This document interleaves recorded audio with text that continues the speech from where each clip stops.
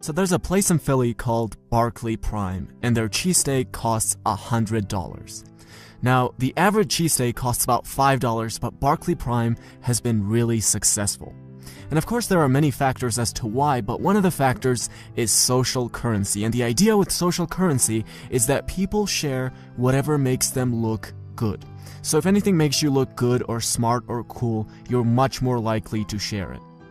So let's say you're in Philly and you get a regular cheesesteak for $5. That's probably not something that you're going to want to tell everyone about. But imagine if you go out for dinner and get the $100 cheesesteak. That's probably something that you're going to tell all your friends about. And if you're like most people and can enjoy good things without posting a picture of it on Facebook or Instagram, you're probably going to share a picture of the cheesesteak as well, just to show us that you're still really cool and you eat really expensive things. So the first principle is social currency, and the idea here is if sharing your idea or product makes someone look good, they're much more likely to share it. And there are also 5 other principles that Jonah Berger has identified for why things catch on and why they go viral. And he has a PhD from Stanford, he teaches at Wharton, and he's basically an expert on viral marketing. And after all his research, he's identified these 6 factors that he calls steps. So moving on to factor number 2, triggers. How are you reminded of the idea or the product? So you've probably seen the song Friday by Rebecca Black, which has millions of views on YouTube. And again, there are many reasons for why it got so many views, but one reason is that it has a really good trigger. So if you actually take a look at the stats on YouTube for how people watch that video, you'll see a spike in views every Friday.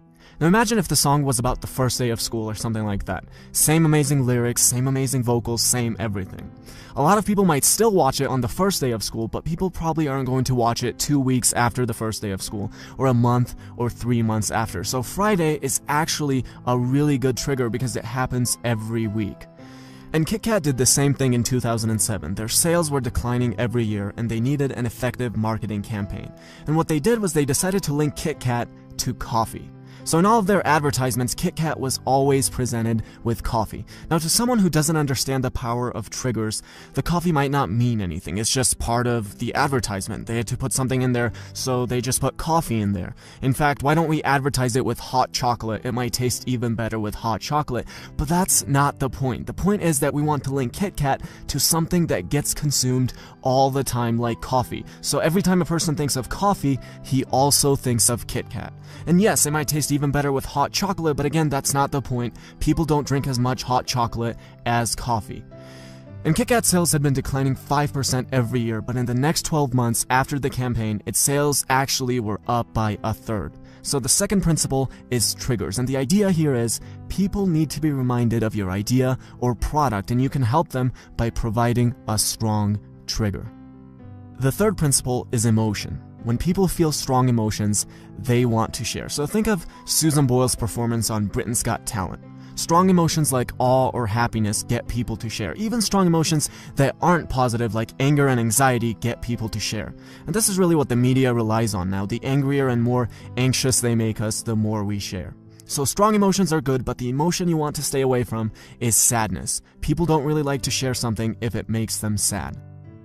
The fourth principle is public, or what's usually known as social proof, and the idea here is that our decisions are affected by what everyone else around us is doing. So if you actually take a look at car buying behavior, one of the factors that affects whether someone will buy a new car or not is whether his neighbors and community are buying new cars. And if they're all buying a new car, he's much more likely to buy a new car as well. And Apple had this dilemma with their laptops. The Apple logo actually used to face the owner of the laptop when it was closed. And that was a convenience for the user because it was easier to orient the computer once you got it out of your bag. But the problem is that once the laptop was opened, the logo was upside down to everyone else in the coffee shop or wherever you were. So a decision had to be made whether the owner's convenience was more important than everyone else looking at the laptop. And they actually decided that the public image was more important. So the fourth principle is public, and the idea here is, can people see when others are using our product? The fifth principle is practical value. If you can actually offer someone something that really helps them, they're going to want to share it with the people they know. So one of the shortest, easiest videos I've ever made was a 2-minute video about my new favorite way to read. And there were so many people who liked that video and it's been shared so many times. And the reason for that is because if you use that method, you could actually read this book in only 3 hours. Now, a lot of people take weeks to read one book. So if someone shares with you a way where you can read a book in 3 hours instead of 3 weeks, there's practical value in it. And if you know someone who wants to read more and has been struggling with it, of course you'd share it with him. So the 5th principle is practical value. Anytime you can actually help people and make their life better, they're going to want to share it and help their friends and family as well. And finally, the 6th principle, stories. So in 2004 in the Olympics, this guy snuck into the diving area and belly flopped into the pool. And he also had a name of a casino written across his chest.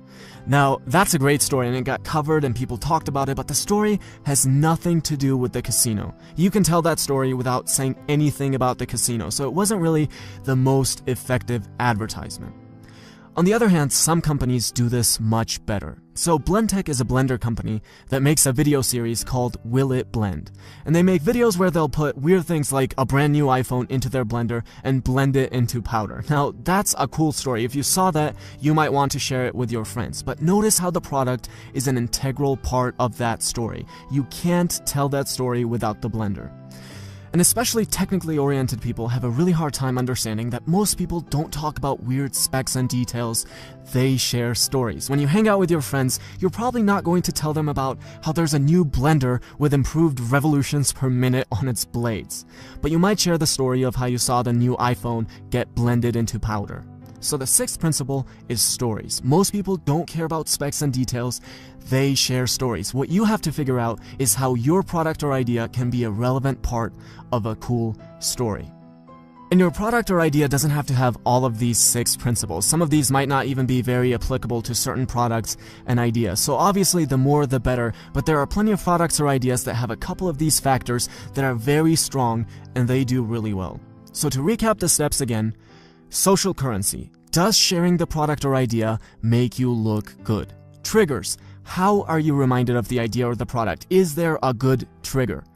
Emotion. When people feel strong emotions, they want to share. Public. Can people see when others are using our product? Practical value. Is your idea or product actually useful or helpful? And finally, stories. People communicate through stories. What you have to figure out is how your product or idea can be a relevant part of a cool story.